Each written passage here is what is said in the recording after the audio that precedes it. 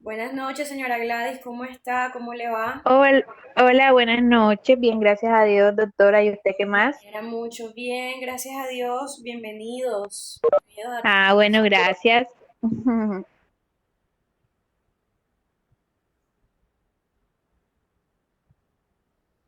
Buenas noches. ¿Cómo han estado? Farid, Jorge, Yadisnel. Mentiras, Yadisnel no se ha conectado. Maribel, ahora sí. Gilberto Amaya. ¿Cómo están? Buenas noches, doctora Belkis, muy bien, ¿y usted? Hola, hola, bien, gracias a Dios. Esperamos que se conecten los demás y ya empezamos. Hola, aquí estoy. Es que los otros compañeros no han podido ingresar, me dicen que tienen inconvenientes con el link, no entiendo por qué. Los que están acá ingresaron con el que yo les envié hace un ratico. O con el de la plataforma. Maribel, Maribel, yo, mira, desde el computador no me sale el acceso a entrar, pero por el celular, que es donde estoy conectada, sí me deja, pero por el Por computador eso, todavía pero estuvieron aquí esperando. ingresaste con el que yo te envié ahorita, porque es que es el mismo. Con el link que tú mandaste. Quedamos con la actividad de la plataforma. ¿Cómo le fue? Sí pudieron hacerla. Milton, bienvenido. Bienvenidos a todos los que no se habían podido conectar. Parece que Webex nos ha estado haciendo bromas en esta noche. Yo voy a modificar el link nuevamente porque parece que estuvieran conectados pues la mitad del salón desde uno y el otro resto del salón desde otro link.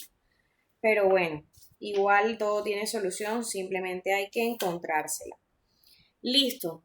Estábamos revisando, bueno, les preguntaba cómo les fue con la actividad de la semana pasada. La semana pasada hablamos de unos principios. ¿Tuvieron alguna dificultad? Yo a ustedes no les puse límite de entrega, fecha límite de entrega, o es hasta hoy, hasta las 11:59. ¿Me escuchan? Doctora, recuérdeme la actividad. No, tienes que entrar a plataforma. Corto. Y yo se las mostré la semana pasada, de verdad no es antipatía, sino que tienen que entrar a la plataforma y revisar lo que tienen allí, porque se les vence el plazo y adiós luz que te guarde el cielo. Eh, Doctora, buenas noches. hola, hola, buenas noches. ¿Quién me habla? David Castro. Doctora, Bienvenido. Cuénteme, señor David. doctora, gracias. Doctora, mire, hasta hoy me pudieron solucionar a mí el problema de la plataforma en la universidad. Ok, entiendo. Bueno, listo, vamos a hacer algo. Voy a entrar de una vez a la plataforma y vamos a ver eh, qué me dicen de la entrega de sus trabajos y sus actividades. Para que ustedes también sepan y después no hayan dificultades. Vamos. Doctora, ahí aparece que la tarea, la fecha de entrega era para el lunes 15 de abril de 2019. Ah, O sea, entonces está atrasada no por un está, año y No, ciento doctora. cuarenta y o siete sea, días. grave, ya perdieron el primer 35% de este corte. Lo que, Pero hay culpa de la Estamos, docencia. estamos súper atrasados. lo que No, si es por eso ya perdimos el semestre. sí, señor. El primer corte por lo menos sí. Voy a verificar esa actividad Sí, doctora, me parece igual. Atrasada por un año y 147 días. mal. Ya van perdiendo ese 35%. Bueno, vamos a poner que se entrega desde hoy 8 de septiembre del 2020. Bendito 2020. Desde las 8:16 No más que la matemática no falla. y 45. Y vamos a ponerlo para que lo entreguen dentro de una semana. ¿Les parece bien? Ok. Está bien, No es nada doctora. sencillo, es simplemente un Perfecto. tema de principios. Queda en la semana 2. 15 de septiembre. Sí, señora, semana 2. Ok. 2020,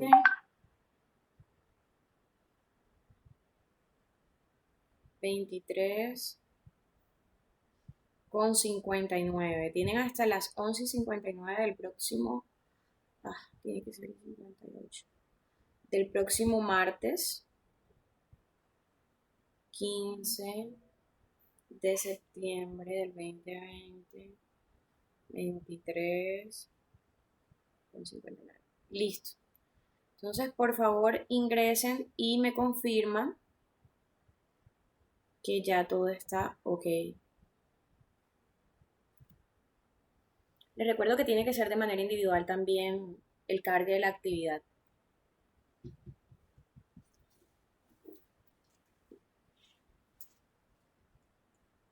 Que realizarlo individual o en grupo y cada quien lo sube. Lo pueden hacer en grupo. Lo pueden hacer en grupos. A ver cuántos estudiantes hay en este salón. Si no estoy mal. A ver qué me dice esto. Parecemos 31 conectados. No, pero a veces hay el informe de Webex registrado, a veces a una persona. Si están desde celular, desde computador, eso puede suceder. Aquí. Sí, ya cambió la Doctora, fecha, doctora. pero la misma actividad dice que se puede realizar en grupo de 2 o de 3 máximo. No, lo que pasa es que hay otro salón que es un poquitico más pequeño. Entonces, este salón de los martes a las 8:45 me dice que hay 33 estudiantes matriculados y ahora salen 32 aquí en plataforma. Entonces, yo creo que 5, 10, 15, 20, 25, 30. Creo que en grupos de 5 está bien. Es un taller súper sencillo sobre principios. Quiero precisar en algo muy importante. El último principio del que les estuve hablando la semana pasada, ese principio era sobre concentración de la prueba. Ese principio se refiere específicamente a la celebración de las audiencias 372 y 373, que por regla general son las audiencias pues, que se realizan en los procesos de carácter civil. Entonces, ¿por qué nos hablan del principio de concentración específicamente respecto a esa prueba? Bueno, primero porque cuando se está haciendo el reconocimiento, o más bien se están haciendo la práctica de las pruebas y hay una suspensión, se suspende el proceso, pues obviamente nuestra forma de percibir eso que dicen los testigos, las partes, con el tiempo se puede ir olvidando. Obviamente pues va a quedar la grabación, pero seguramente no es lo mismo. Y cuando nosotros debemos revisar esas audiencias, por lo general nos vamos a dar cuenta de que, oye, pero yo tenía la impresión de que era otra cosa distinta, y cuando vemos el audio, pues resulta que de pronto la percepción en ese momento nos ha fallado. Ahora, cuando se dice sobre la concentración, hay una parte de este artículo 372 que se nos impone, por así decirlo, un deber dentro de esa audiencia, y es que se realice sin solución de continuidad. O sea, que no se suspenda la audiencia hasta que se realice totalmente. Además, nos dicen que en lo posible se haga la del 372 y 373 inmediatamente se termine la una, pues se inicie la otra. Les invito a que por favor miremos el 372 rápidamente, porque vamos a encontrar algo bien interesante.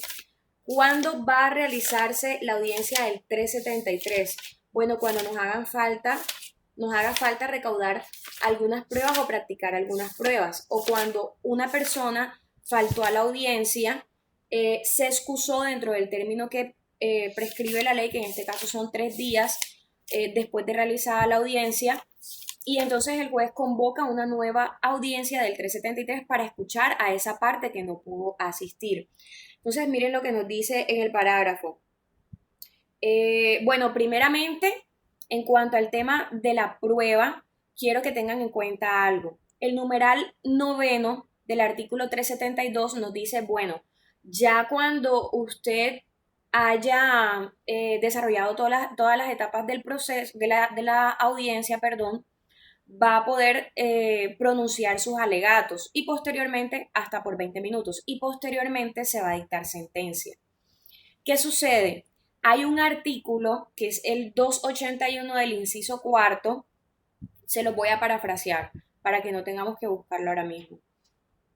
Ese artículo nos dice que hasta el momento en el que usted va a pronunciarse con sus alegatos, hasta ese momento usted puede poner de presente hechos que hayan ocurrido desde la presentación de la demanda y en el transcurso del proceso, que sean relevantes y que modifiquen esa solicitud o ese derecho o esas obligaciones que se habían reclamado inicialmente. O sea, son hechos que van a tener incidencia sustancial en la decisión que va a tomar el juez, que además estén probados dentro del proceso y que se puedan pedir pues nuevas pruebas para verificar esas situaciones. ¿Listo? Eso no nos lo dice el artículo 372, pero leyendo el código usted se va a dar cuenta de que ese artículo 281, inciso cuarto del Código General, le da esa posibilidad. Entonces, fíjense en algo.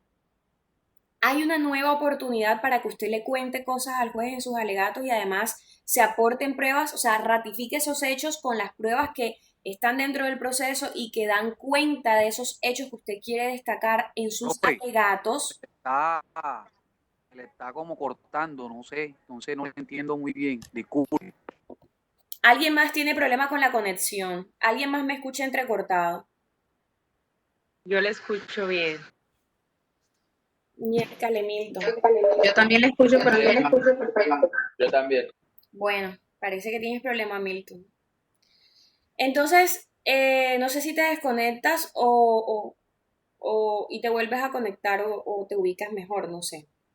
Listo, entonces fíjese que hasta ese momento nosotros tenemos la posibilidad de practicar algunas pruebas, o sea, de solicitarle al juez. Profe, entonces le agradezco que me repita antes de que estaba diciendo del artículo 372, si no estoy mal, que escuché del Código General del Proceso. Sí, que ese 372 nos dice vamos a practicar todas las pruebas, vamos a hacer todas las etapas del proceso sin que se suspenda. ¿Listo? Entonces, fíjense que lo que se quiere es que se practiquen todas las pruebas de una vez.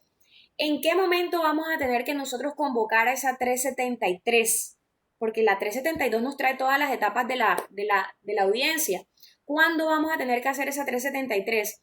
Bueno, nos dicen que cuando falte alguien y se excuse en la debida oportunidad, le decía que es máximo a los 3 días de realizada la audiencia, aportando pruebas siquiera sumaria.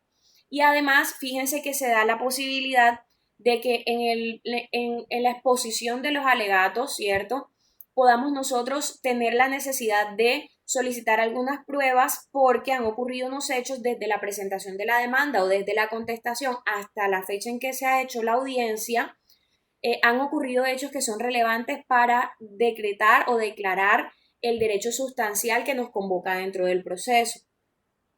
Entonces, fíjense que por un lado las partes pueden hasta ese momento decir necesitamos algunas otras pruebas. Pero además en el transcurso de esa 372 de pronto el juez encuentra que es necesario decretar unas pruebas de oficio. En el numeral 10 nos dicen, bueno, si el juez va a decretar algunas pruebas de oficio, bien lo puede hacer. En el caso de los peritacos nos dicen, antes de que se realice esa 373, deben entregar el peritazgo. ¿Con cuánto tiempo de anticipación? Mínimo 10 días antes de que se realice la 373. ¿Listo? Entonces nos dicen en lo posible haga todo, pero si no, pues entonces vamos. Hola, Julio. Perdón, para ver si le estoy entendiendo. O sea, quiere decir que después de que el juez, en el artículo 372, decreta las pruebas, las practica, y cuando ya están en la etapa de alegatos, las partes pueden solicitar unas nuevas pruebas. O sea, eso no lo tenía claro, y pues porque lo viví en la práctica, después de que se decretaban las pruebas, pues no había esa posibilidad, pero... 281, vamos a leerle, es un artículo de pronto un poco desconocido realmente. En la sentencia se tendrá 281 numeral cuarto. En la sentencia se tendrá en cuenta cualquier hecho modificativo o extintivo del derecho sustancial sobre el cual verse el litigio, ocurrido después de haberse propuesto la demanda, siempre que aparezca probado y que haya sido alegado por las partes interesadas a más tardar en su alegato de conclusión, o que la ley permita considerarlo de oficio. Entonces nosotros vamos a destacar esos hechos relevantes que han modificado la relación sustancial. Ahora, eso puede llevar a que haya una necesidad probatoria. Fíjense en el 10, decreto de pruebas, después de la sentencia, la etapa en que debía estar la sentencia y los alegatos. Decreto de pruebas. El juez decretará las pruebas solicitadas por las partes y las que considere necesarias para el esclarecimiento de los hechos, con sujeción estricta a las limitaciones del 168. ¿Qué nos dice el artículo 168? Que las pruebas sean lícitas, conducentes, útiles, en fin. Asimismo, prescindirá de las pruebas relacionadas con los hechos que declaró probados. Si decreta dictamen pericial, señalará el término para que se entregue, y son 10 días antes de la próxima audiencia. Y nos dicen que antes de que se acabe esa del 372, deben fijarnos fecha para la 373. ¿Por qué motivos?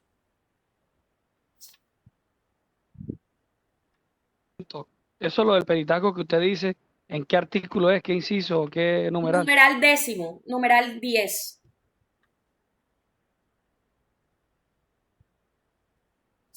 Entonces, miren, audiencia 373. Ya lo encontré.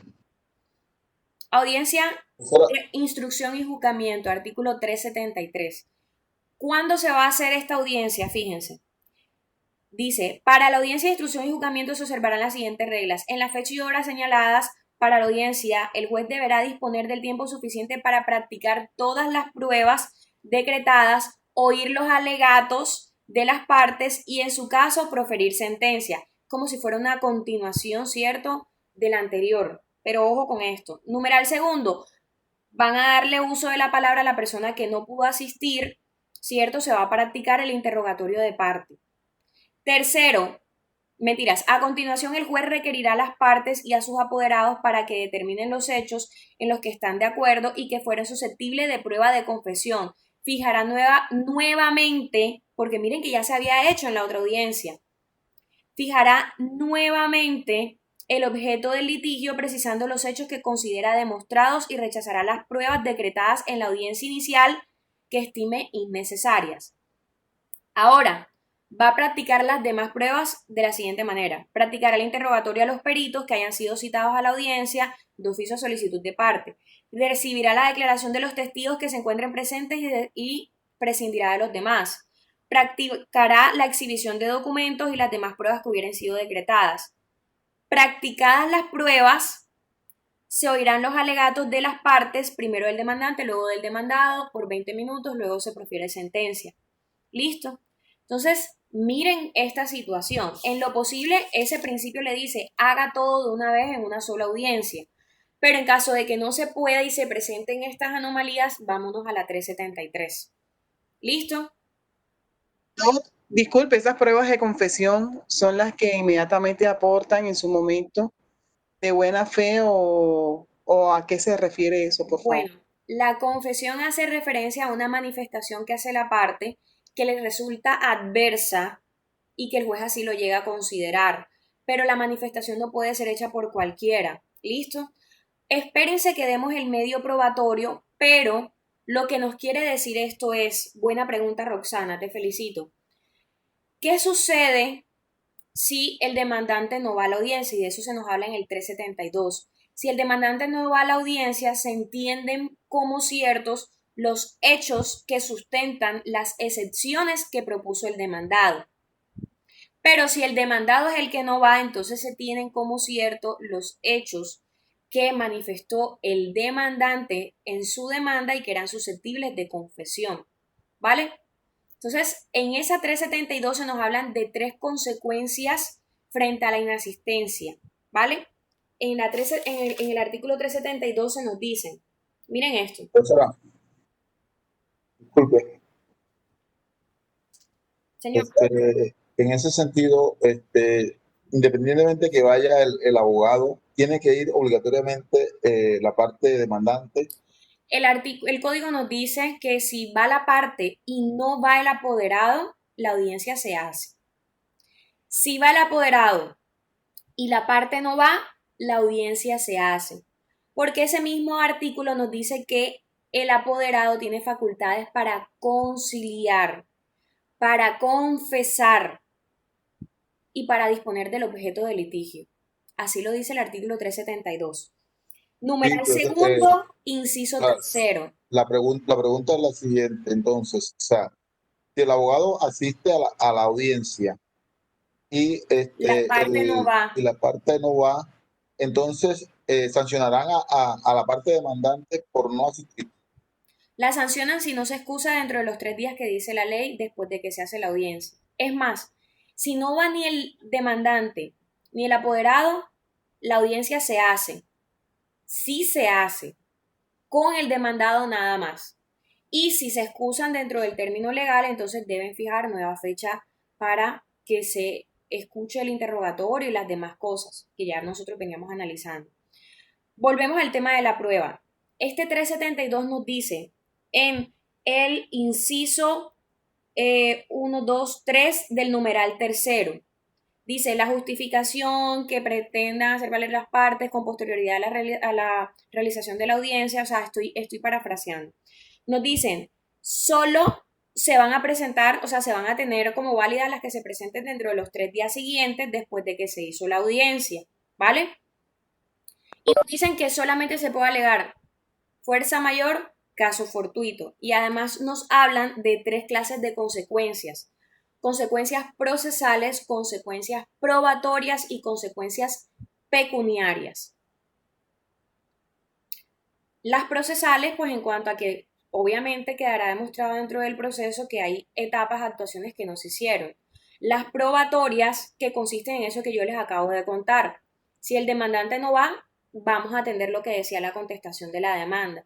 Si el demandado no va, vamos a atender lo que decía el demandante en su escrito de demanda.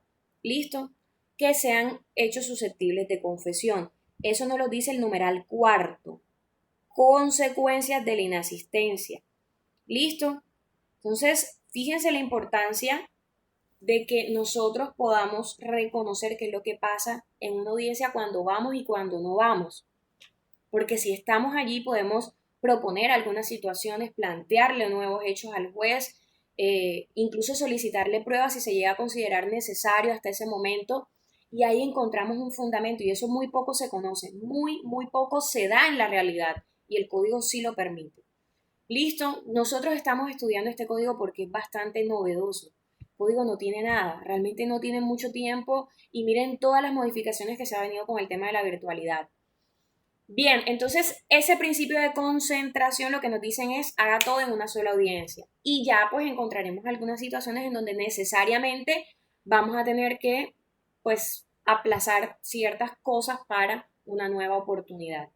¿Listo? ¿Tienen alguna duda respecto de ese principio en el que me sentía la necesidad de profundizar un poquito más?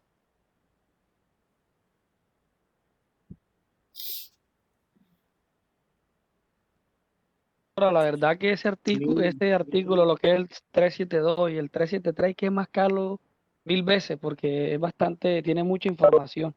La verdad nosotros ya lo hemos leído y con diferentes profesores, el doctor Juan Carlos Santamaría, el doctor, se me pasa el nombre, 2 doctores más. Álvaro, me Y imagino, ahora Álvaro Morales.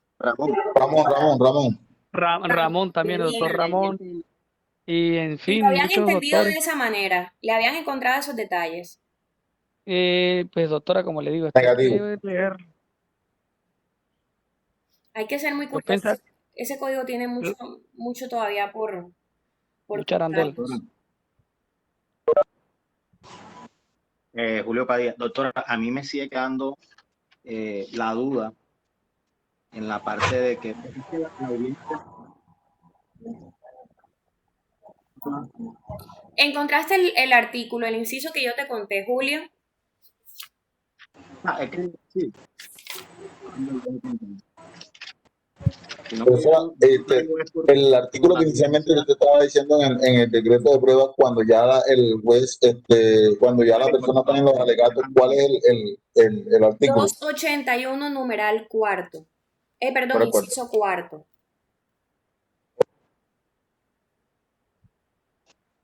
Gracias. Julio, ¿tú lo pudiste leer? Estoy aquí en el artículo. No, o sea, es que lo estoy relacionando con lo que viví en la práctica, y es que la audiencia.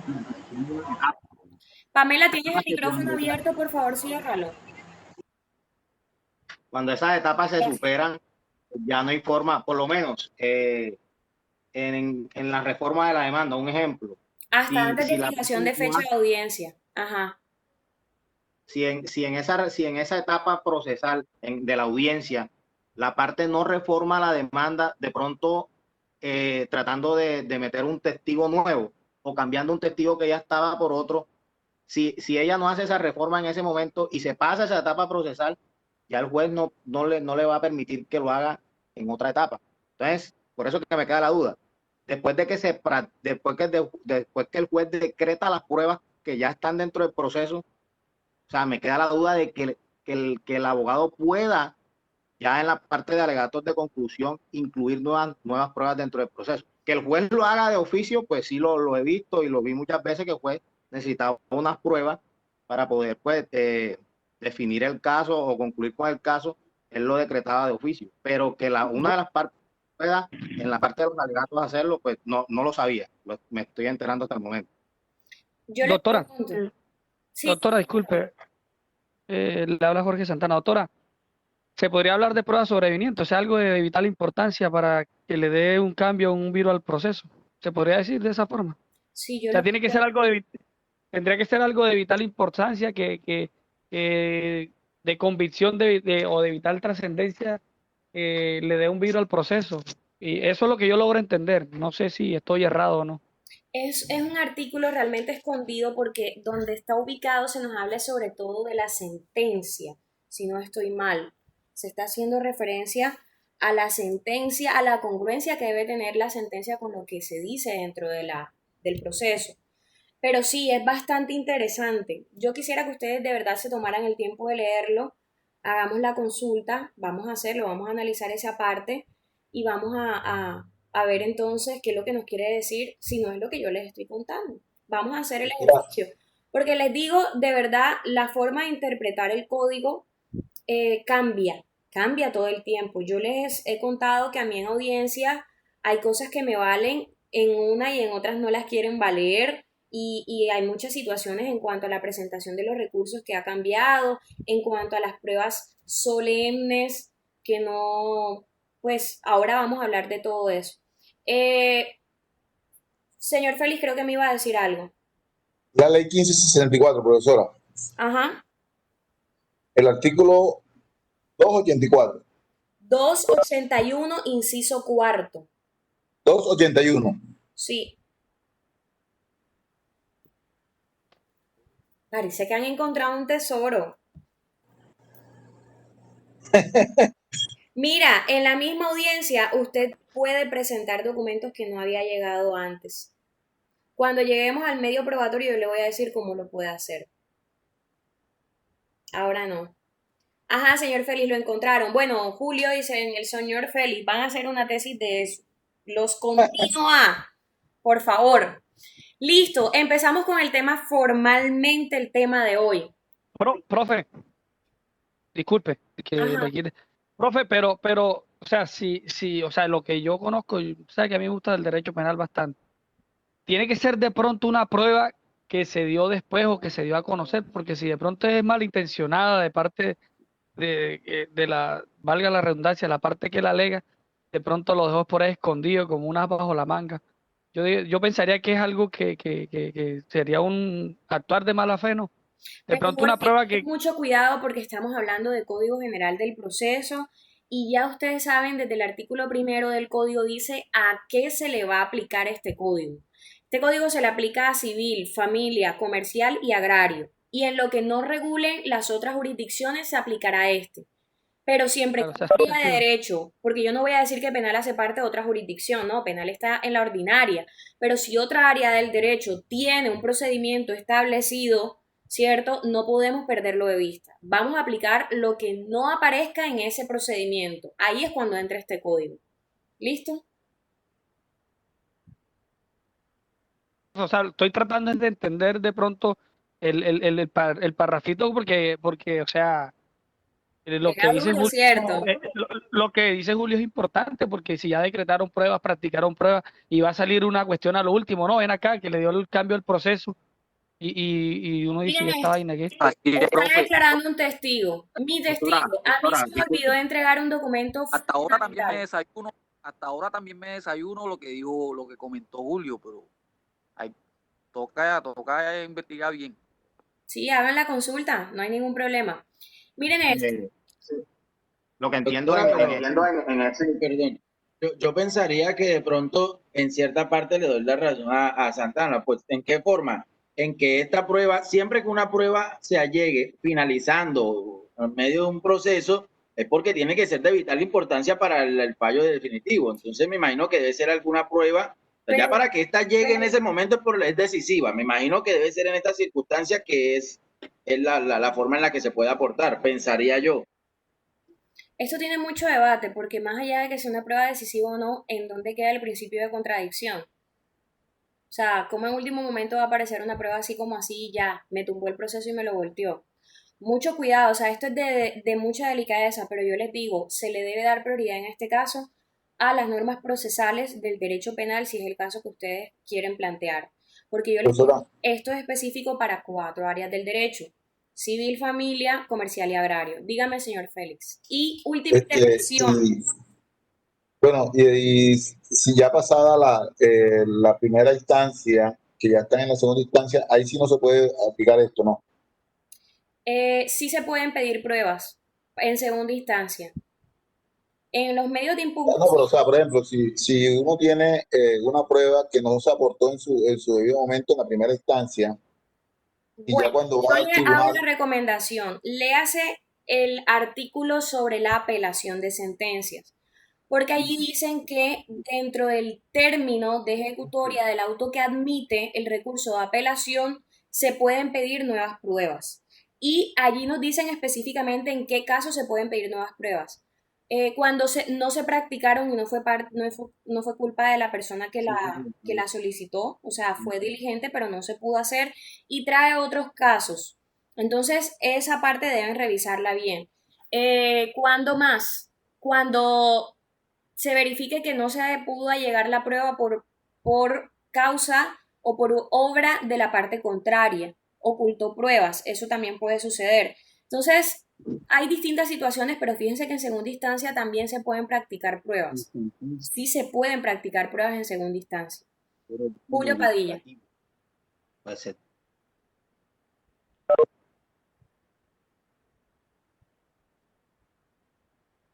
Debieron entrar a las clases de procesal general y procesal especial conmigo. Profe, Señor. eso que usted le acaba de decir al señor Félix, ¿en qué artículo se encuentra? ¿O en qué parte de la norma? Usted disculpe, sino para anotar aquí. Última respuesta que les doy porque necesito dar la clase de hoy, el tema de hoy. Deme un segundo, por favor. cada día uno aprende más, profesora, y cada uno tiene su concepto y va cogiéndole más sabor. Por la parte verdad en su alegato. Deme un segundo. Considerable. Que la ley permite darlo en Julio, ya. Medios de impugnación, oportunidad y requisitos de la apelación. Aquí está. Trámite de la apelación de sentencias, artículo 327.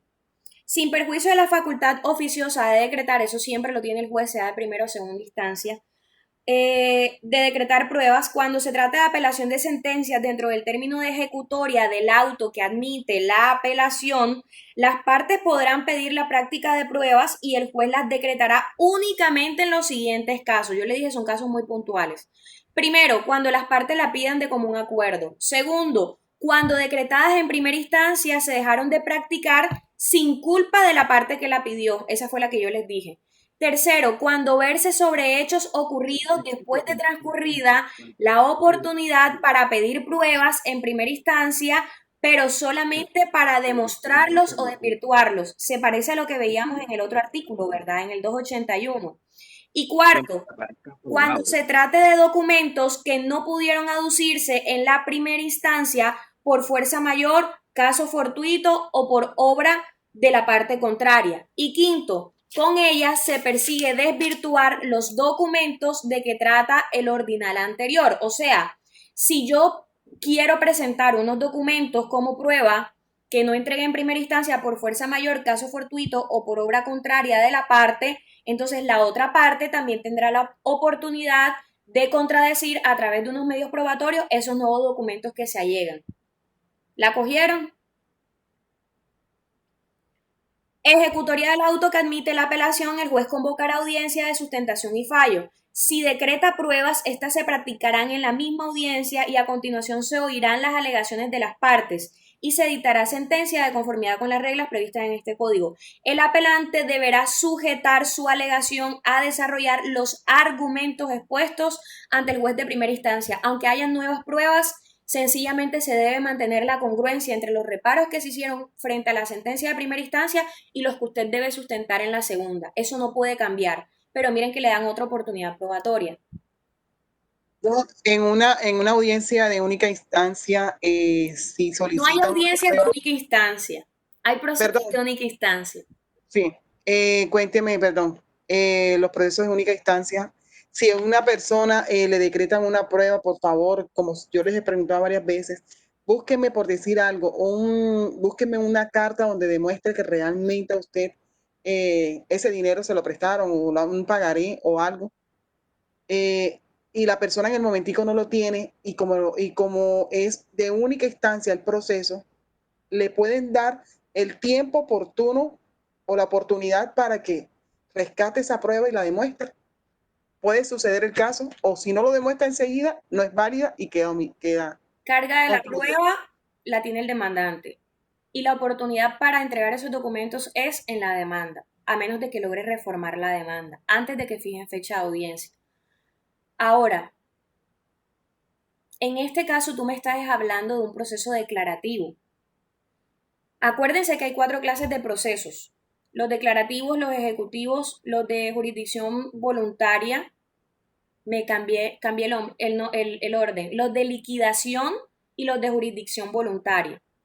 Dentro de los declarativos hay distintas clases de procesos. Dentro de esos declarativos están los verbales sumarios y los declarativos especiales. Y el código nos dice que cualquier proceso que no tenga un trámite especial va a ser tramitado de acuerdo a las indicaciones del proceso verbal. Entonces, aquí tú lo que quieres es que se declare una obligación y el título en donde conste esa obligación va a ser la sentencia, porque no tienes título, es lo que tú me quieres decir. Ahora, sí, señora. Lo ideal es que tú aportes en tu demanda todo lo que tengas para verificar de que de verdad existe una obligación. Y tu título va a ser la sentencia, porque si tú llegaras al proceso con un título, entonces estaríamos hablando de no un declarativo verbal, por ejemplo, sino de un proceso ejecutivo. ¿Sí entendiste? Sí, señora, ya le comprendí. En ambos casos usted tiene la obligación. Si tiene el título, es un proceso ejecutivo y debe aportarlo. Si no lo tiene, debe entregar todas las pruebas que esté en su poder para demostrar la obligación. Y lo que va a servirle como instrumento para cobrar después es la sentencia. La sentencia en la que usted va a poder ejecutar. ¿Listo? David Casa nos dice proceso ejecutivo singular. Bueno, puede ser un proceso ejecutivo singular, puede ser real o puede ser mixto, pero el código no nos trae esa gran clasificación. Ahora, los procesos ejecutivos a los que específicamente se refieren es a la obligación de dar, hacer y no hacer. Dar puede ser dinero, hacer puede ser ejecutar un contrato o firmar un contrato, y no hacer implica la obligación de abstenerse de realizar algo o destruir algo que usted hizo y no podía hacer. Se acabó la clase de procesal general y procesal especial. Volvemos a derecho probatorio. ¿Me escuchan? Julio. Sí te escucho, Julio. Una de las novedades del Código General de Procesos, y es referente a lo que está hablando Roxana, es el proceso monitorio. Que de pronto pues la persona no tiene ese título o esa letra, entonces solamente con la manifestación. Trae una condición. Es mínima cuantía. Para mínima cuantía y es para asuntos de carácter comerciales. O sea, es una persona que, por ejemplo, se pensaba mucho sobre todo en el tema de los tenderos, para que lo tengan claro. De ahí como que nace la idea de que ese comerciante que maneja unos montos bajos, pero que dado los distintos incumplimientos, finalmente se ve reflejado pues en su situación económica, esos créditos pequeñitos, de eso se trata. Ahora fíjate que lo trascendental en ese proceso, en el monitorio, es que se pueda notificar la persona. Hay que estudiarlo, hay que detallarlo y compararlo con un proceso declarativo común y corriente, ¿vale? Deben hacer el ejercicio. Por el momento no puedo seguirles hablando de eso porque no tengo la posibilidad en cuanto al tiempo. Ojalá encontremos el espacio y quienes quieran ir a las clases de procesal general o procesal especial con gusto, me avisan y no sé, lo hacemos. Bien, ¿quién me dice? Están muy pilosos hoy, pero no me han hablado de la temática del día de hoy. ¿De qué vamos a hablar hoy de acuerdo a la semana que aparece en la plataforma, en nuestros sílabos? Necesidad de la prueba, profe. Tema y necesidad de la prueba. ¿Qué es el tema de la prueba? ¿Qué es eso del tema?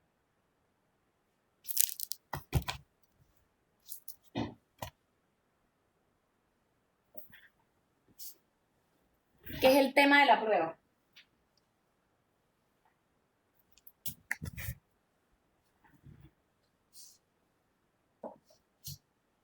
A ver, cuando ustedes, para que se acuerden, y no es broma, están en una fiesta, ese tema me gusta. ¿Por qué te gusta? Te gusta por lo que dice la canción, ¿cierto? Aquí el tema de la prueba es lo que dicen los hechos de su demanda o los hechos de la contestación, ¿vale? Apenas es martes, no se me emocionen, acuérdense que estamos en pandemia y nadie puede bailar ni nada de eso. Entonces, para que ustedes lo tengan presente, el tema de la prueba quiere decir el hecho que yo voy a probar, ¿vale? Yo me tengo que concentrar es en los hechos y en los hechos que tienen relevancia frente a los requisitos de la norma jurídica. A ver, ¿yo para qué voy a hablar y a probar que el día en que yo se supone que me iba a encontrar con el demandado, ese día yo me tropecé y me raspé y entonces me tocó ir a la clínica después, yo llegué ese día adolorida, manqueando en el centro comercial donde entregué la plata y eso que tiene que ver con el negocio jurídico que nosotros estamos analizando? O sea, dime tú, por ejemplo, en un proceso penal, pues habrán elementos de esa naturaleza que sí deben considerarse para saber si la persona dice verdad o mentira. Pero dentro de un negocio jurídico, pues difícilmente esas cosas van a interesarnos a nosotros. ¿Listo? Entonces, ¿en qué nos vamos a concentrar? En probar los hechos que nosotros ya le habíamos contado al juez o le estamos contando al juez en nuestra demanda o en nuestra contestación o en los fundamentos de esas excepciones previas o de mérito. ¿Listo? Entonces, en eso es que nosotros nos vamos a concentrar, en demostrar que esos hechos son reales. ¿Por qué les digo yo esto? Porque, a ver, la única manera en que el juez tenga conocimiento de lo que sucedió es que las partes se lo demos a conocer. Esa certeza para fallar, y es un requisito importantísimo, el juez debe fallar con total certeza y seguridad de que lo que está haciendo es correcto, ¿vale? Entonces, ¿qué es lo que nosotros vamos a recrearle al juez? Hechos que ocurrieron, valga la redundancia, quédense con esta idea, los hechos que acontecieron en tiempo pasado, ¿vale? Lo que ya sucedió. Y acuérdense ustedes que todos los actos que se exteriorizan por el hombre seguramente tienen una manera de percibirse, no solamente por los sentidos, sino que van a haber unos medios probatorios que nos van a ayudar. Si yo se supone que nunca estuve en un sitio, entonces porque hay una cámara que me registra en ese sitio a esa hora, ¿vale? Vamos a partir de algo que ya ocurrió en el tiempo, ¿listo? Y que además eso nos puede ayudar para solicitudes o declaraciones que tengan un impacto en el futuro. ¿Cómo así? Puede que unos hechos que yo logre demostrar en el pasado me representen a mí un impacto en mi porvenir, en mi futuro. Ejemplo, las reparaciones y los perjuicios que se deben pagar. Acuérdense ustedes, por ejemplo, en el tema de Transcaribe, un ejemplo. ustedes saben que tenían que indemnizar a unas personas que estaban ocupando ciertos espacios, aunque sean de carácter público, allí en la Pedro de Heredia. Cuando todo eso se cerró, muchos negocios formalmente establecidos cerraron, ¿cierto? Perdieron la posibilidad de seguir desarrollando sus actividades comerciales, pero además hay unas personas, comerciantes de pronto no formales, que también se vieron impactados por esa situación. Entonces, a ver, enfrente del almacén BC había siempre un señor con una chacita que vendía dulces, papita, café, minutos. Ustedes pueden creer que esa persona, cuando va a negociar su indemnización o va a pedir que se pacte una indemnización, va a poder solicitar 40 millones de pesos en una cierta expectativa de tiempo a futuro, porque eso era lo que él percibía antes de que empezaran a hacer las vías del Transcaribe. ¿Lo encuentran posible?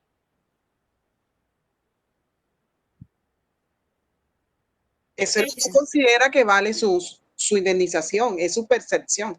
Así es. Ahora, una cosa es la percepción y otra cosa es la realidad. Una cosa es la percepción y la realidad mía y otra cosa es la verdad. Porque mi percepción y mi realidad puede ser subjetiva, mientras que la verdad es universal. Doctora, qué pena. ¿Será que me puede explicar nuevamente el ejemplo, que a lo último me perdí? Listo, Rafael. Una persona con una chocita donde vende dulces, minutos y café en la Pedro Heredia, ¿tú crees que se gana 40 millones de pesos al mes? No. ¿Tú piensas que se puede ganar los 5 millones? Tampoco. Tampoco, ¿verdad? Vamos a decir que aproximadamente se gana un salario mínimo. Vamos a ir a la fija. Eso es lo que se presume. Vamos a la fija. Vamos a pensar entonces que se gana el salario mínimo en la realidad, en la verdad, ¿verdad? Entonces, para que ese señor pueda pedir una indemnización por 40 millones de pesos mes a mes, lo que se determine que debe pagarle o por el tiempo en que se le debe pagar, ese señor va a tener que demostrar que se ganaba esos 40 millones de pesos. Es un hecho pasado. ¿Cómo lo va a hacer? Movimientos bancarios, declaraciones de renta, certificación de contador. Sí se están dando cuenta cómo desde un hecho pasado se puede impactar el futuro. ¿Qué necesitamos nosotros probar? Esa necesidad a futuro, no solamente eso. Además debemos corroborar esos hechos que ocurrieron en el pasado, porque si no se comprueba que esos hechos que se alegaron son verdaderos, entonces esa indemnización va a ser completamente diferente. ¿Sí me hice entender o tienen dudas? Doctora, una pregunta. Lo que no se prueba no es la verdad. El hecho que no se prueba no puede exigirse pues mayor trascendencia a futuro. ¿Quién me iba a preguntar? Doctora, una pregunta. Llegado el caso que ese ejemplo que usted citó, la persona no tenga pues las pruebas suficientes para demostrar eso, la indemnización, ¿la tasa en algo presupuestal o cómo sería en ese sentido? Hay una presunción, o sea, se presume que la persona se gana al menos el salario mínimo, pues con base en el salario mínimo le liquidarán, porque no pudo probar otra cosa del pasado, otra situación diferente, no la pudo probar. ¿Listo? Entonces, ¿en qué nos vamos a centrar nosotros? En los hechos que sean relevantes para que el juez tenga certeza de que sí tenemos jurídicamente la razón. Yo les decía, los hechos deben ser un contraste con lo que dice la norma, ¿cierto? Un contraste en el que el juez pueda encontrar todos los elementos normativos traducidos en unos hechos, ¿vale?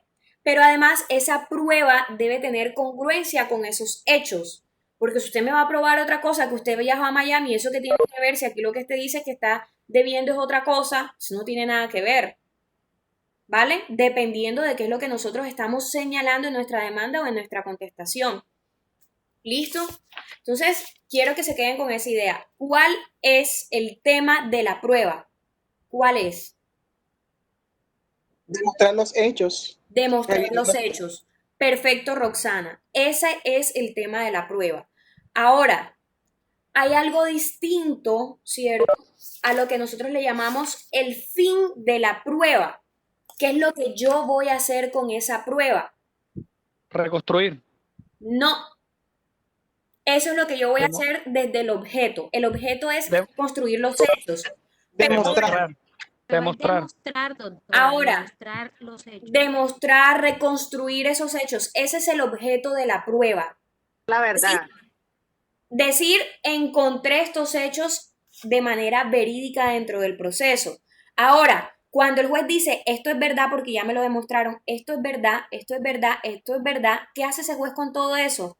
Convencerse de que conoce una verdad verdadera o una verdad material, porque puede que la verdad dentro del proceso sea una y en la realidad o por fuera del proceso sea otra. Tristemente, Profe, o sea que, sí sucede. profe, o sea que cuando se refiere al final de la prueba, lo que quiere decir prácticamente es que le estamos dando la certeza al juez de los hechos que se le están brindando en el proceso. Así es. Llevar al convencimiento pleno a ese juez de que los hechos sí ocurrieron y que esos hechos son suficientes para demostrar los argumentos jurídicos con el que usted presentó su demanda. Entonces, el objeto se enfoca en los hechos, ¿cierto? Y cuando ya se demuestran todos esos hechos, pues nos llevan a la finalidad de la prueba, que es el convencimiento del juez. ¿Vale? El juez, todo lo que hace, y ya voy a empezar a hablar de la necesidad de la prueba, todas las providencias que el juez nos notifique deben ser motivadas, excepto algunas que sean de mero trámite, donde le dice, pues dele el traslado a una cosa y la otra. Esas no requieren mayor motivación o sustento. Pero por todo lo demás se necesita motivación. Artículo 164 del Código General del Proceso.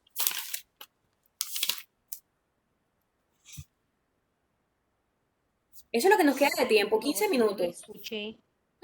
164. Necesidad de la prueba. Laura, ¿me ibas a decir algo? Tanto sobre el artículo porque no escuché cuál es. 164. Necesidad de la prueba. Toda decisión judicial debe fundarse en la prueba regular y oportunamente allegada al proceso. ¿Qué quiere decir regular? Pues que sea lícita y que sea legal, ¿vale? A eso hace referencia esa regularidad de la que se nos habla aquí. Y oportunamente allegada al proceso quiere decir que sea dentro de la oportunidad procesal o de acuerdo a la oportunidad o términos que se le dieron a las partes para que allegaran las pruebas. Si lo hace por fuera de, el juez no puede basarse en esa prueba. Las pruebas obtenidas por violación del debido proceso son nulas de pleno derecho. ¿Listo? No podemos acolitar, por muy concluyente que sea una prueba, no podemos acolitar que se recaude de manera ilícita, porque sería tanto como decirle, métasela a la casa al que sea para que consiga la prueba y finalmente se la van a tener en cuenta. Perdón. Eso lo que crearía es un caos de carácter social. Entonces, así sea la evidencia reina, si se consigue con violación del debido proceso, no se puede observar. La teoría del árbol envenenado, ¿vale? Búsquenla, consúltenla y se las pregunto para la próxima clase. Ahora, esa necesidad de probar debe corresponder con unos elementos mínimos y los vamos a encontrar en el artículo 168 de manera inversa. O sea, yo puedo decirle los requisitos son estos y estos y estos, pero en el código se me hablan de otra forma. Me dicen, es que si no cumple este y este y este requisito, se le rechaza. No sé si me hice entender. No es lo mismo que yo le diga, bueno, cumpla con esto, o que yo le diga, si no me cumple con esto, le rechazo. ¿Vale? O más bien, le voy a rechazar si yo sé que son irregulares en este sentido las pruebas.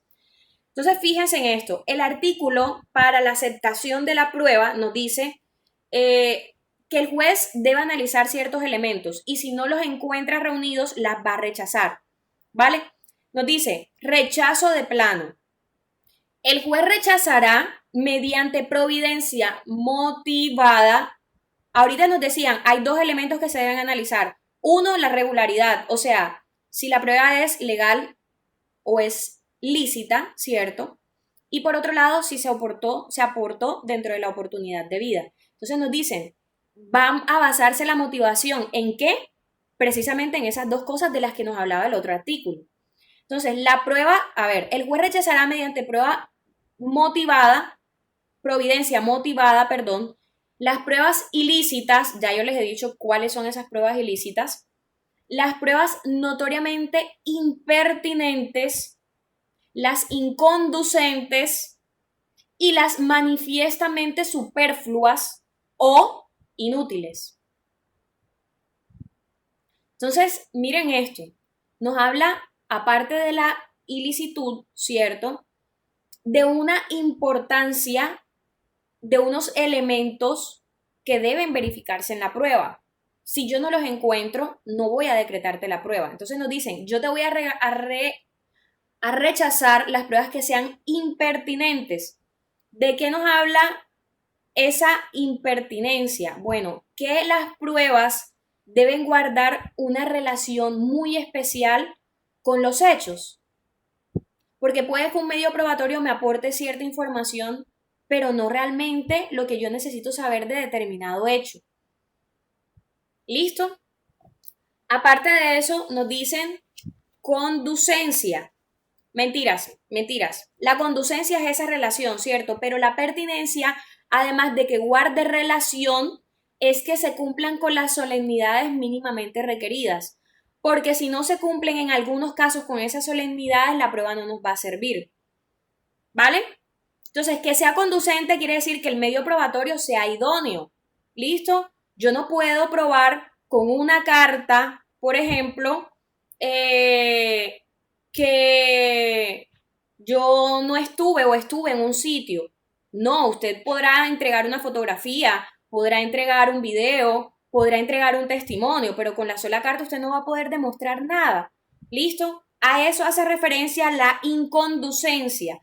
Mientras que la pertinencia nos dice, bueno, además de que tenga relación, también debe guardar atender esas solemnidades mínimas que nos ha dicho la ley. Por ejemplo, la prueba de ADN sirve para demostrar el parentesco. Si usted, por ejemplo, quiere afiliarse a una entidad de salud, pregunto. ¿Quién me habló? ¿No escuché? Yo. Necesita para afiliarse a la EPS. Sino para demostrar parentesco. Dime, Roxana, no te escuché. La prueba de ADN solamente es requerida para demostrar parentesco, no para afiliarse a ninguna. Doctora, el registro civil para demostrar el registro civil, a usted no le piden prueba de ADN para vincularlo a la salud de una persona como beneficiario, usted le piden el registro civil de nacimiento. ¿Cuándo vamos a pedir como prueba un ADN? Cuando se debata la filiación, el vínculo de consanguinidad, ¿cierto? Pero específicamente para modificar el estado civil de la persona. ¿Listo? Para modificarlo. Pero si vamos a utilizarlo, ¿cierto? No modificarlo, sino utilizarlo en determinados contextos, obviamente no va a ser una prueba de ADN, sino que va a ser necesariamente un registro civil de nacimiento. ¿Sí lo entendieron? ¿Sí vieron la diferencia entre una cosa y otra? Listo. Ahora vamos a hablar de la utilidad. Utilidad. ¿En cuanto a qué? A que le pueda aportar el conocimiento que el juez necesita. ¿Cierto? Si, por ejemplo, ya yo demostré aportando un contrato en mi demanda, ¿cierto? Que hubo una compraventa, ¿yo para qué voy a decir que un testigo me va a certificar que hubo una compraventa, por ejemplo? Primero, porque esa compraventa se perfecciona con unas solemnidades. Y es que aunque usted tenga una escritura pública, necesariamente debe registrarla en Oficina de Instrumentos Públicos. Entonces, por lo tanto, si ya usted entregó esa escritura y entregó el certificado de tradición y libertad, ¿para qué va a decir que un testigo le va a corroborar la existencia o la realización de esa compraventa. Es inútil. Ojo con esto. Cuando veamos medios probatorios y se hable de los testigos, usted debe necesariamente señalar nombre, identificación, dirección del testigo y además debe decir para qué hecho va a declarar. ¿Listo? Vamos a ubicar ese artículo. Está dentro de nuestro régimen probatorio. Profe, Dígame. eso que usted está diciendo es cuando que la prueba, aun siendo conducente y pertinente, resulta inútil porque ya el hecho está demostrado. Hay una relación, sí, porque presenció de pronto la compraventa. Pero, ¿qué necesidad tiene el juez de que se le diga algo más si ya tiene los documentos en su mano? No nos sirve para nada, es una prueba inútil. Miren esto, vamos a buscar los testimonios. Artículo, aquí está. Artículo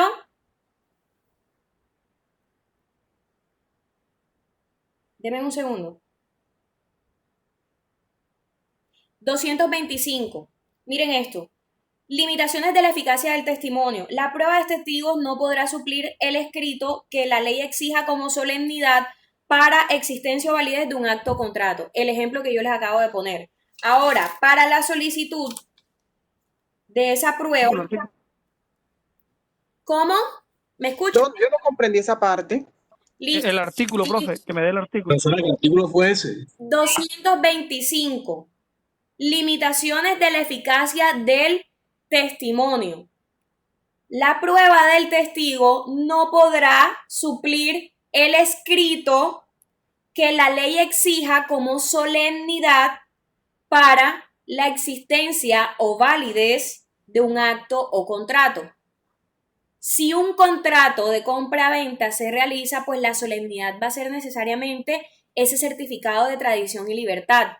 Más allá de la escritura, la certificación de tradición y libertad.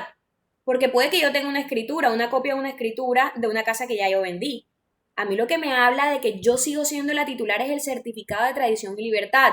Y el código nos dice, hombre, el testigo no le va a servir. ¿Por qué? Porque es que hay un documento que necesariamente usted tiene que entregar. ¿Para qué me va a decir a mí que ese testigo va a hablar de la existencia o de la realización de una compraventa? Pues no me lo diga porque no se lo voy a tener en cuenta. Ahora, imaginémonos que el escenario es diferente. ¿Listo? El escenario es distinto. Miren esto. Artículo 212 del Código General. Petición de la prueba y limitación de testimonios. Cuando se pidan testimonios, deberá expresarse el nombre, domicilio, residencia o lugar donde pueden ser citados los testigos y enunciarse concretamente los hechos objeto de la prueba.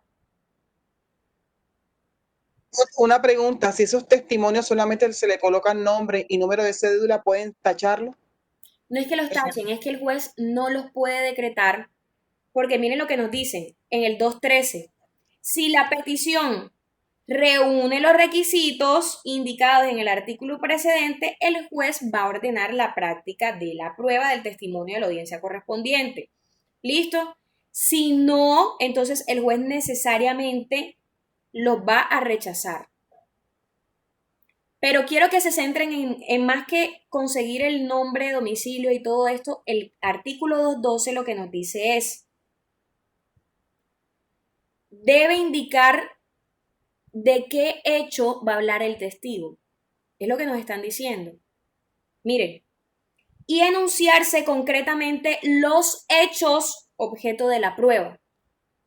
O sea que si yo no le digo, este testigo me sirve para hablar del hecho 3, 5 y 10, yo pedí mal ese testimonio. Y les digo que así sucede. Sí, así está pasando. Entonces los hechos fácticos tienen que ir concadenados con los hechos probatorios, con la teoría probatoria, mejor dicho. Por supuesto. Por supuesto. Porque es que yo te demuestro la ocurrencia de los hechos para convencerte a ti. Y esa certeza es lo que te va a permitir fallar. Eso solo sucede a través de la prueba. Si con mi prueba yo no demuestro lo que he dicho, el juez no puede concederme lo que yo pedí. ¿Listo? Ahora, ya vimos esos tres elementos: la conducencia, la pertinencia y la utilidad de la prueba. Ahora, hay hechos que no se tienen que probar. Hay hechos que yo no tengo que demostrarle al juez que ocurrieron. Les voy a hablar de dos situaciones. Apunten estos términos porque sé que son importantes. Uno, el primero de ellos, el hecho notorio, y el otro es la negación indefinida. En el hecho notorio, a ver, Jorge, ¿tú crees que en China saben que anoche hubo una masacre en el Carmen de Bolívar? Puede ser. Yo creo que no. Jorge, Coronavirus español. Lo pudo haber Puede ser. negado, pero no es de su interés. Extrañamente se sabría. extrañamente se sabría. Ok. ¿Alguien será que tiene duda, por ejemplo, de que en estos momentos hay una pandemia a nivel mundial? Eso es un hecho notorio. No, Eso es un hecho notorio. Eso es un hecho notorio, indudablemente. Y de público conocimiento. Ahora, ahí voy. El hecho notorio, ojo, no tiene que ser de público conocimiento. Basta con que unas personas que tienen un mediano nivel de conocimiento de lo que ocurre a su alrededor tenga conocimiento de ello. Por ejemplo, ahora mismo hay una tormenta que se había pronosticado en estos días, ¿cierto? De pronto nosotros escuchamos, de pronto no. Ahora, ¿qué es lo que sucede en ese caso? Usted la va a alegar, ojo, pero no tiene que probarla. No necesariamente tiene que probarla. ¿Por qué? Porque precisamente esa es la trascendencia del conocimiento de carácter general. Si usted ya sabe que eso es así, pues simplemente el juez podrá decir, oye, ¿verdad que sí? Tiene incidencia con esto que me está diciendo la parte. Si hay una tormenta en donde hay una alerta en toda Centroamérica, por ejemplo, por la fuerza y por lo que se estima que puede causar esa tormenta, entonces sencillamente usted tendrá que alegarla en tiempo. Yo no fui a la audiencia porque es que me quedé en Miami, cerraron el aeropuerto y no pude llegar a la audiencia. Listo, ok, no la apruebas, pero sí la alegas. ¿Cuándo la vas a alegar? Dentro de los 3 días que te da el Código General para que tú justifiques a través de una prueba, así sea sumaria, que no pudiste salir del país, de Estados Unidos, y venir a Colombia a la audiencia. ¿Listo? Eso en épocas normales. Ahora simplemente le dicen, oiga, conéctese. Lo que tendrá que decir es, mire esta certificación de que se fue la luz, al menos porque hay una tormenta. O sea, tú vas a demostrar lo que necesariamente pues debe generar el convencimiento, ¿cierto? Pero frente a esa situación de público conocimiento, que no necesariamente tiene que ser público, porque quizás es trascendente para Latinoamérica, pero para Asia no, para África no, de pronto no saben, ¿cierto? Entonces no necesariamente tiene que ser de público conocimiento. Jairo Parra nos da unos tips, nos dice, bueno, el hecho notorio es aquel conocido por personas de mediana cultura, ¿cierto? Un abogado normalmente está enterado de lo que ocurre en su país, dentro de un determinado conglomerado social, en el tiempo que se produce la decisión y que es conocido por el juez. Al respecto tenemos A. No se requiere que el conocimiento sea universal. Exigir que el hecho sea conocido universalmente para poder considerarlo notorio sería por lo menos ingenuo, pero sí de un conglomerado básico de la sociedad. ¿Quiénes conocen lo de la toma del Palacio de Justicia? ¿Quiénes conocen lo de Armero? Cualquiera tiene un referente al menos de que eso ocurrió, más allá de que conozca los detalles. ¿Usted tendrá que demostrar eso? No, no tendrá que demostrarlo, simplemente alegarlo en algún momento si tiene la necesidad, por ejemplo. No se requiere que todos lo hayan presenciado. Basta que esas personas de mediana cultura lo conozcan. Usted no tuvo que ser arrastrado por el tornado para decir que había un tornado. El hecho notorio puede ser, tercero, puede ser permanente o transitorio. Fíjense, se estima que nosotros vamos a superar esta pandemia. Todavía no sabemos cuándo. Aunque sea transitorio, de pronto es bastante el tiempo, pero es transitorio. ¿Listo? Lo vamos a superar. Y por último, el hecho notorio debe ser alegado, no probado, alegado. Listo. Ahora, en cuanto a las negaciones indefinidas, para terminar la clase de hoy, vamos a decir que es una manifestación que se hace y que permite que se haga una modificación en la carga de la prueba. Jorge, ¿tú cómo puedes demostrar que nunca has ido a playa?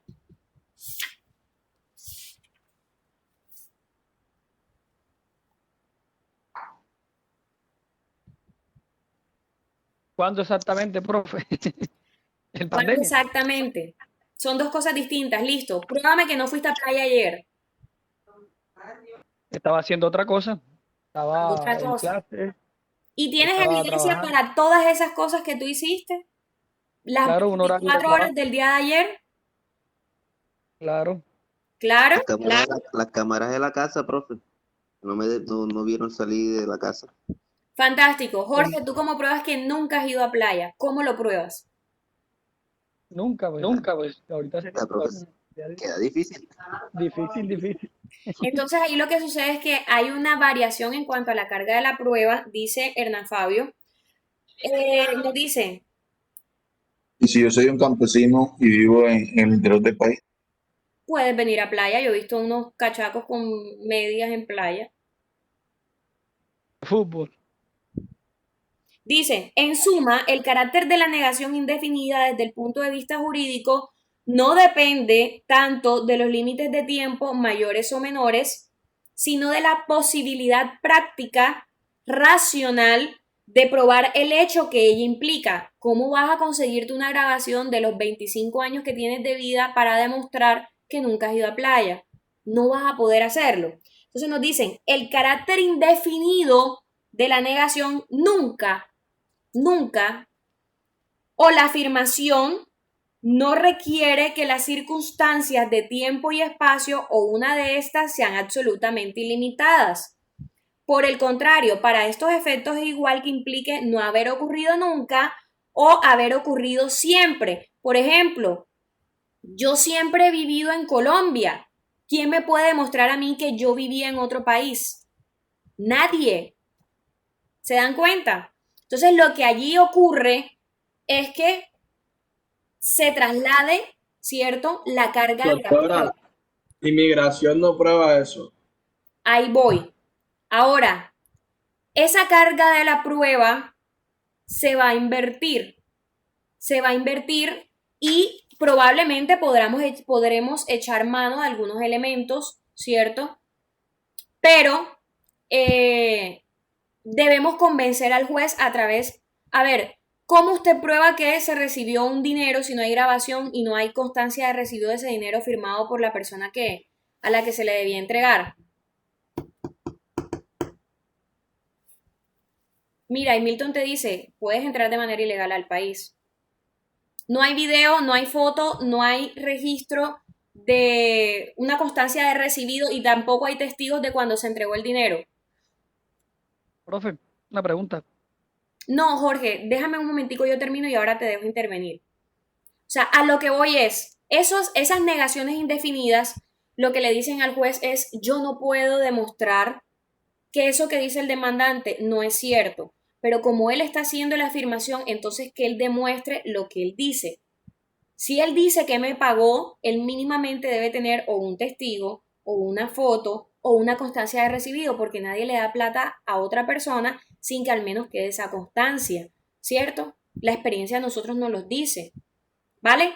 Entonces usted va a poner en esa situación, si usted dijo que nunca había salido del país, Inmigración Colombia certifica de que salió, usted hará la negación indefinida, pero la otra parte tendrá que decir, bueno, entonces vamos a tener que pedir una certificación a Migración Colombia. Y Migración Colombia va a entregar esa información al proceso, ¿vale? Si yo digo yo nunca he ido a playa, pero la parte contraria me muestra que yo fui etiquetada por una amiga, ¿cierto? O que ni siquiera me etiquetó, sino que aparezco en el perfil de una amiga, en fotos, en vestido de baño, en playa, entonces se va a desvirtuar lo que yo dije. Yo no puedo probar que nunca he ido a playa, pero la otra persona seguramente sí podrá encontrar algún documento, alguna forma de darle certeza al juez de que yo sí estaba en playa. ¿Listo? ¿Entendieron la diferencia entre uno y otro o tienen dudas? Jorge, cuéntame. ¿Cuál es el valor probatorio que tienen estos hechos notorios? Estos hechos notorios tienen una importancia. Primero que usted no lo prueba, pero sí lo alega. Estamos hablando de pruebas. No lo prueba, pero sí lo alega. Y dos, en cuanto a la negación indefinida, usted hace una afirmación que no puede sustentar. Esa es la lógica de la negación indefinida, que usted no tiene manera de justificar o de demostrarle al juez lo que ha dicho. Entonces se traslada la carga de la prueba a la otra persona.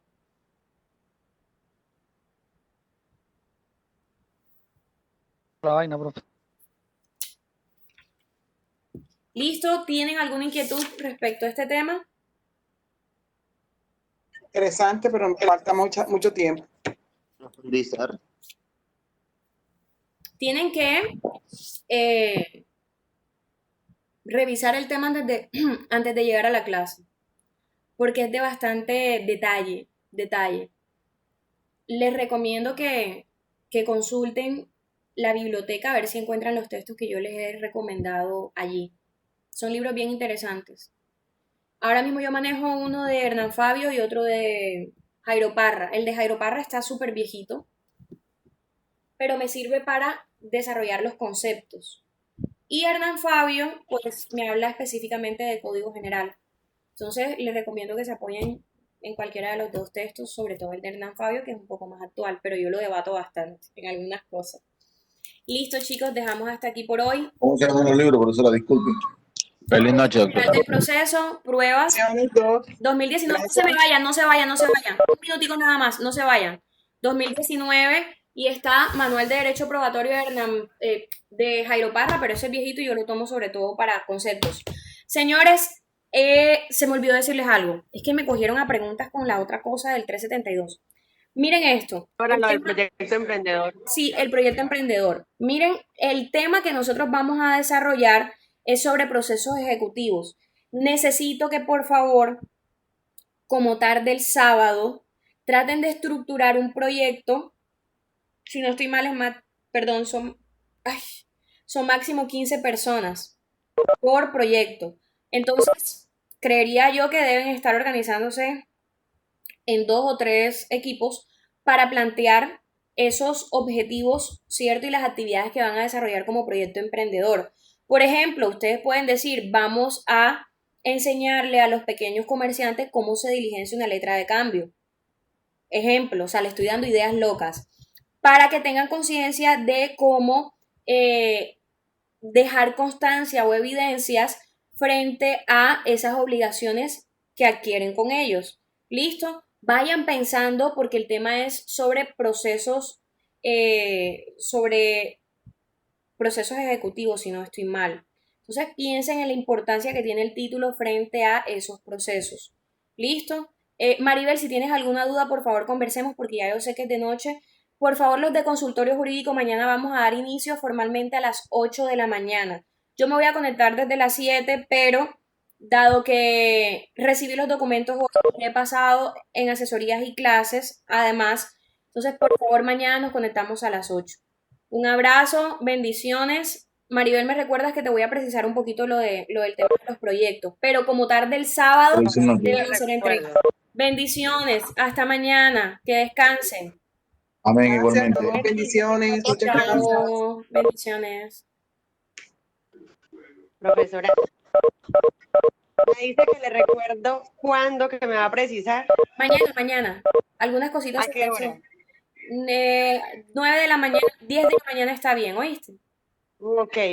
Listo, bueno, un abrazo. quedamos así. Gracias, Mari. Feliz noche. Bendiciones. Hasta luego. Bien, igualmente. Gracias.